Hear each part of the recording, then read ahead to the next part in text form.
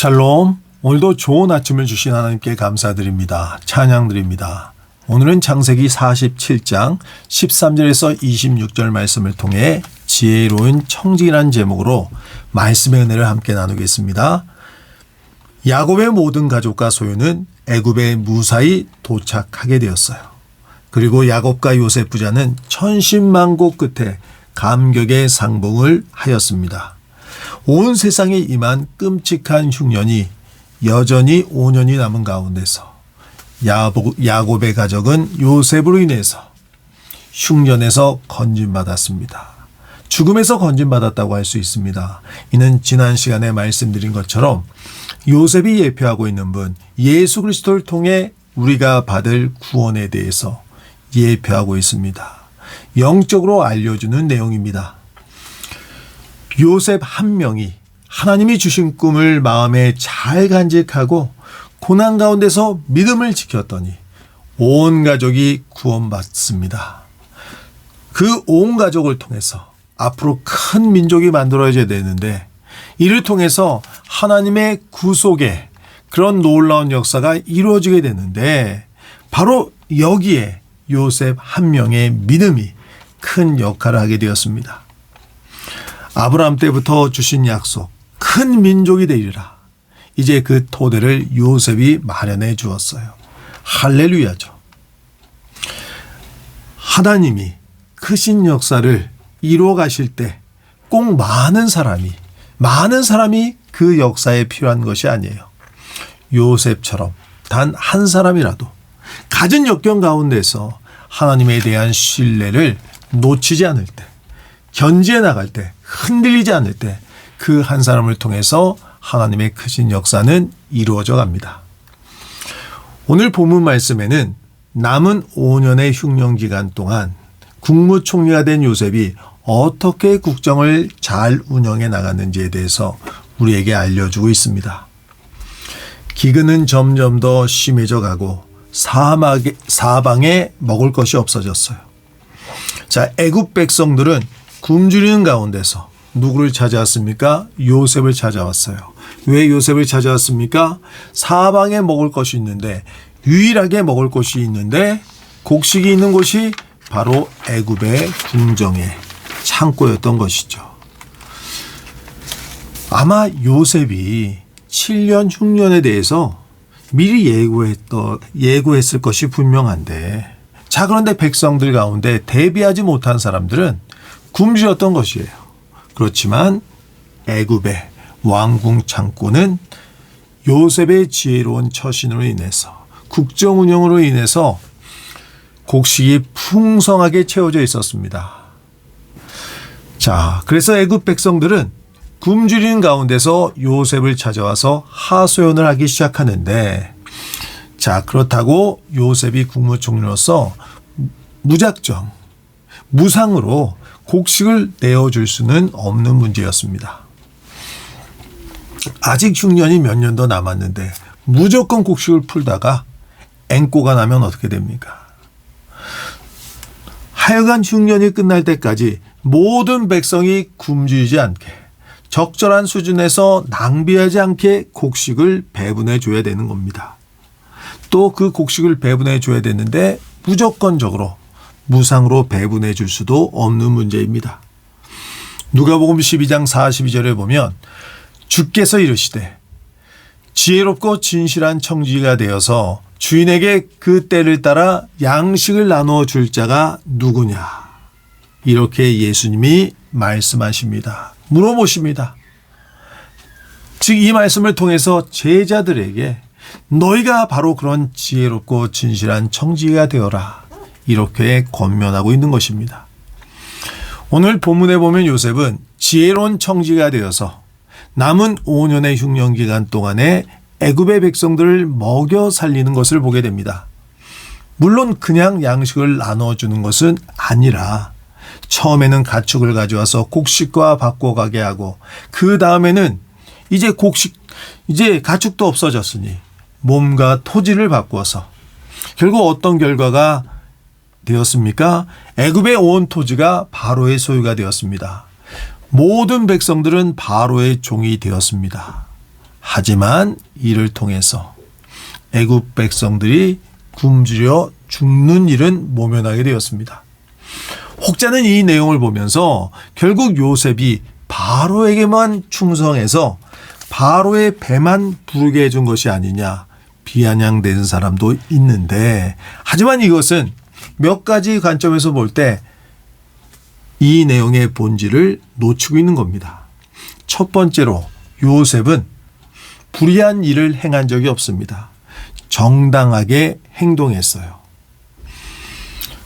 애굽의 국고에만 곡식이 있지만 풍년의 때에 세금으로 거둔 것이지 백성들에게서 그냥 탈취한 것이 아니에요. 흉년을 대비해서 잘 저장해 놓았을 뿐입니다.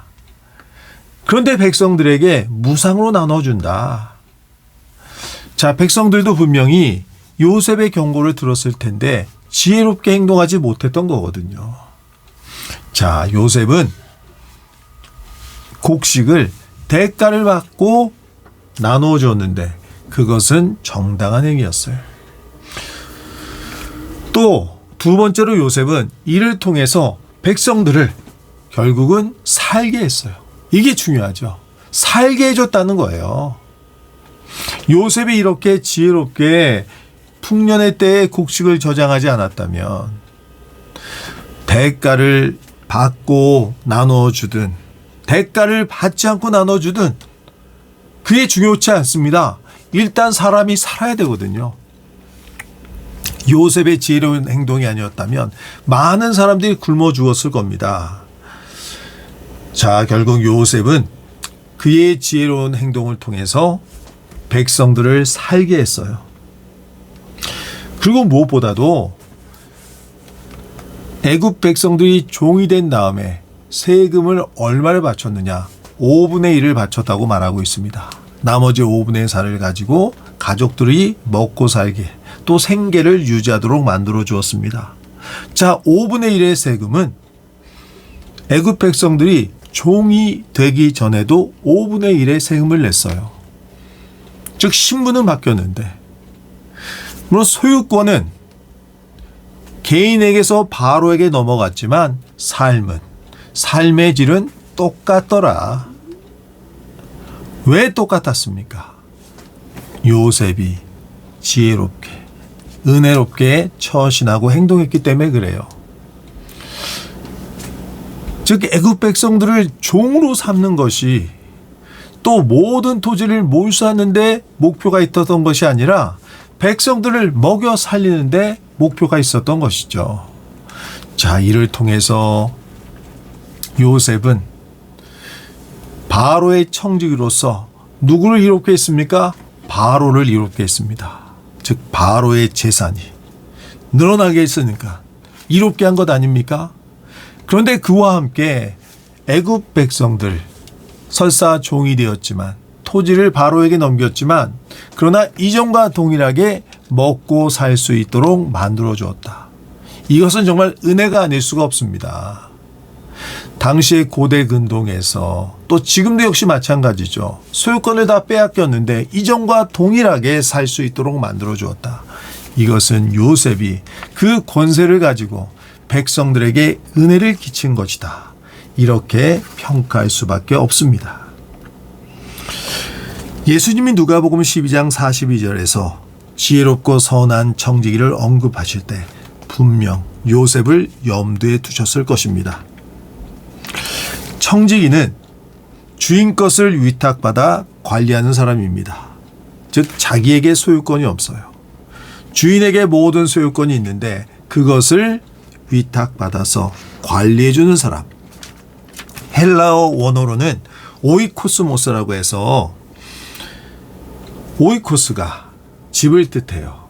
또 노모스가 관리를 뜻해요. 이 두 가지 단어가 합쳐져서 집을 관리하는 사람. 또 구약 히브리어에서도 이에 상응하는 단어가 있는데 좀 깁니다. 아셰르 알 하바이트.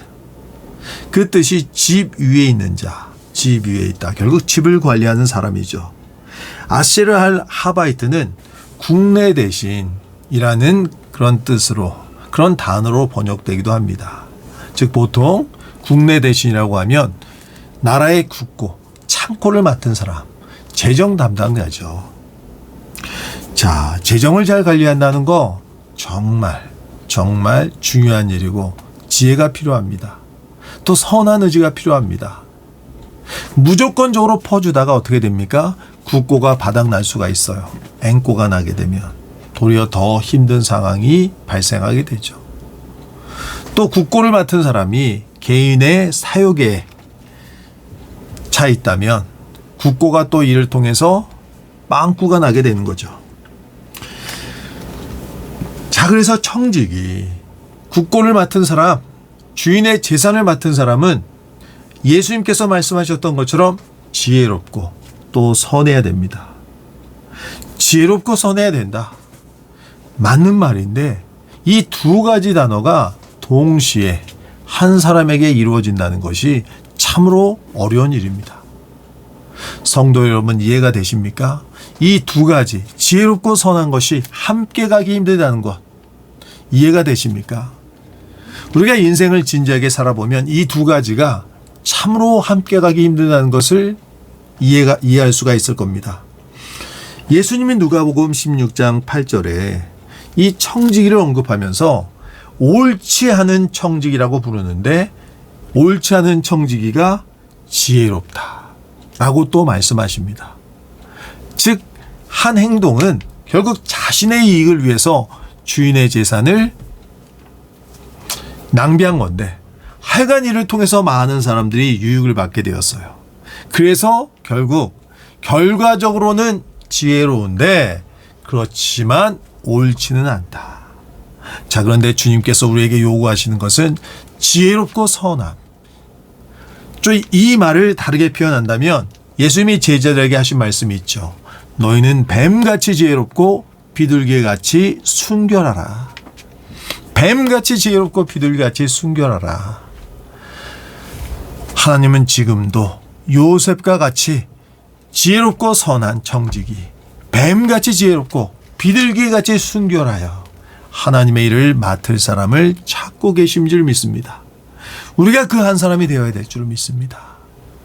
할 수 있거든 한 사람이 아니라 저도 그런 사람이 되고 또 이 말씀을 함께 묵상하고 있는 모든 성도님들도 그런 지혜롭고 선한 청지기가 되어서 주님께 칭찬받고 상급이 예비된 축복된 삶을 살아가시기 바랍니다.